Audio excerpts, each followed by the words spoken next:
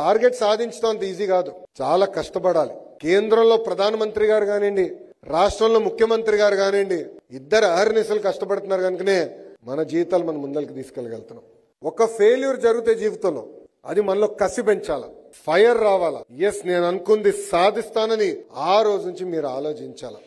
నేను కూడా రాజకీయాల్లోకి వచ్చినప్పుడు 2019 ఎన్నికల్లో నేను పోటీ చేశా, ఓడిపోయా. 5300 ఓట్లతో ఓడిపోయా. ఓడిపోయిన రోజు నాకు బాధ కలిగింది, ఆవేదన కలిగింది. కానీ ఆ బాధ ఆవేదన నాలో కసి పెంచి 5 సంవత్సరాలు అక్కడనే కష్టపడి 91,000 మెజారిటీతో ఆ సీటు నేను గెలిచా. మనలో కసి అనేది చాలా చాలా అవసరం. ఆ హంగర్ అనేది ఉన్నప్పుడే మనం అనుకున్న లక్ష్యాలు మనందరం సాధించగలుగుతాం. ఏ చిన్న సమస్య ఉన్నా మిమ్మల్నే బ్లేమ్ చేస్తారు, మీకు ఆ శాఖ అవసరమా అని నన్ను అడిగారు. ఆనాడే చెప్పా, కఠినమైన పనులు చేయాలంటే చాలా ఇష్టం, తప్పనిసరిగా విద్యాశాఖ మంత్రి అవుతాను, వ్యవస్థలో మార్పు తీసుకొస్తా, మన పిల్లల భవిష్యత్తు మార్చే బాధ్యత నేను తీసుకుంటానని చెప్పారు.